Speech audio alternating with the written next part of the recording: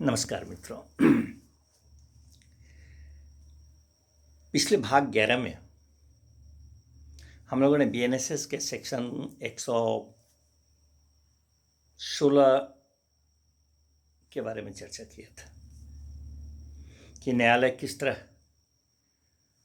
Police officer को उस unlawful acquired property का आइडेंटिफिकेशन करने के लिए अनुज्ञात करती है।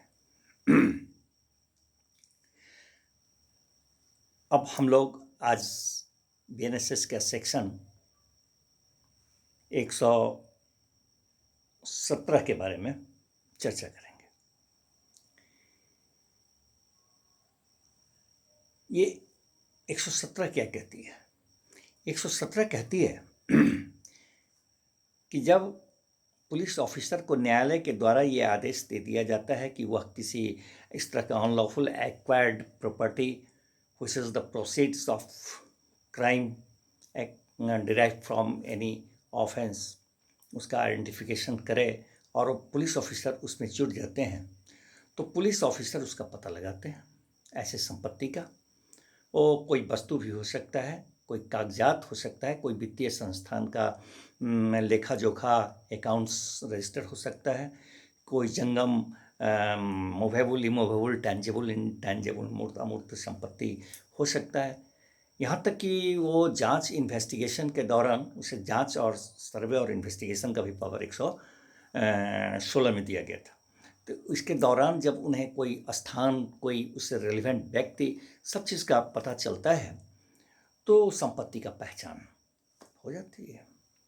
अब पहचान होने के बाद जब उन्हें ये प्रतीत होता है, उस पुलिस ऑफिसर को, who is not the below the rank of sub inspector, जब उन्हें यह प्रतीत होता है कि वह व्यक्ति उस संपत्ति को छुपा रहा है, उसका बयान कर रहा है, ट्रांसफ़र करने वाला है या उसका उपभोग कर रहा है या उसे किसी तरह से हटा देगा, तो वो पुलिस ऑफिसर उसे उस संपत्ति को सीज करने के लिए, अभिगृहित करने के लिए आदेश देते हैं कि मैं इस संपत्ति का इसको अभिगृहित करता हूँ, सीज करता हूँ। बावजूद अगर ऐसा लगता है व्यावहारिक तौर पर कि यह सहज साध्य नहीं है इसका अभिग्रहण करना, सीज करना,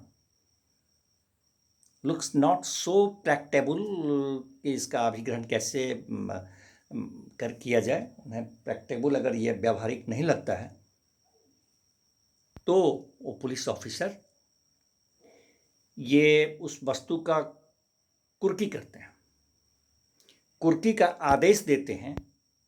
ये निर्देश देते हैं कि जब तक उक्त न्यायालय से आदेश नहीं प्राप्त कर लेते आप, तब तक इस संपत्ति का ना तो उपभोग कर सकते, ना ट्रांसफ़र कर सकते, ना बयानित कर सकते, उसे कुछ नहीं कर सकते जब तक उक्त न्यायालय का आदेश आप नहीं ले आते। और इस आदेश का जो ये निर्देश देते हुए उन्होंने एक कुर्की का आदेश दिया, इस आदेश की एक प्रति उस संबंधित व्यक्ति को भी तामील करते हैं, उसको तामील कराते हैं उसका।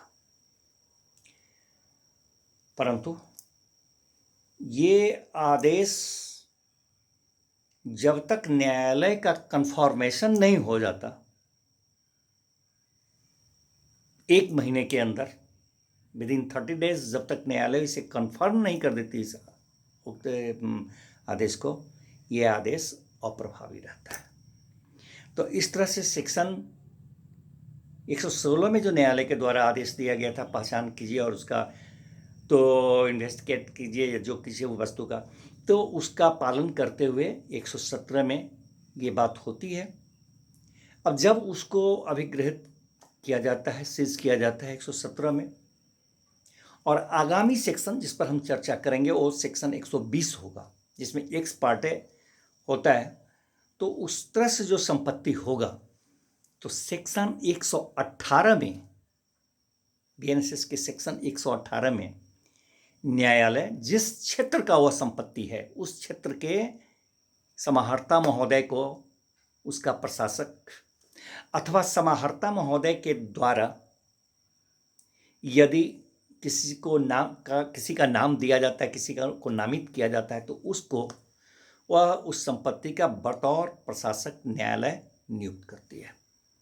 समाहर्ता महोदय हों अथवा उनके द्वारा नामित कोई भी व्यक्ति हो, उसे न्यायालय उस संपत्ति का, उस क्षेत्र के, उस अनलॉफुल प्रॉपर्टी का, जिसे 117 में पुलिस ने ट्रेस आउट किया, आइडेंटिफिकेशन किया और उसके बाद तो उसका वो प्रशासक नियुक्त कर दिए जाते हैं। और जो प्रशासक का कृत्य है, जो करना है, बतौर वो उसका प्रबंधन वगैरह करने का उनका दायित्व हो जाता है। अब उसका प्रबंधन वो किस तरह से करते हैं, वो प्रशासक महोदय उस वस्तु का, उस संपत्ति का, तो केंद्र सरकार की जो रीति है, जो तौर तरीके है, जो समय समय पर विनिर्दिष्ट करेगी, उसके मुताबिक उसका प्रबंधन, उसका रखरखाव, उस प्रॉपर्टी का केयर वो करवाते हैं और प्रशासक। और अगर आवश्यकता हुई और केंद्र सरकार ने बताया तो वह उसका डिस्पोजल भी, व्ययन भी उसका करते हैं। केंद्र सरकार के विनिर्दिष्ट समय समय पर जो जैसा निर्देश देते हैं उसके मुताबिक करते हैं। तो ये है हमारा बीएनएसएस का सेक्शन 117, 118 और इस तरह से इसका 122 तक जाता है। वैसे तो चैप्टर में 124 तक है, लेकिन 122 तक इस रीति का जाता है। और ये सब किसका है, तो उस प्रॉपर्टी का है जो कॉन्ट्रैक्टिंग स्टेट में होगा, जिसके लिए अनुरोध पत्र आया था। पीछे का बात मित्रों याद रखना है, वहाँ ये सब चीज़ लागू होता है। तो धन्यवाद। अभी हम लोगों ने इस चैप्टर में, इस भाग में देखा सेक्शन 117 और 118 भी देखा, और मिलते हैं अब 119 में क्या कहता है 119। धन्यवाद। त्रुटि के लिए हम क्षमा चाहते हैं। मेरा इतना ही उद्देश्य है कि अवेयरनेस हो, कोई गलती होगी तो सलाह देंगे। धन्यवाद।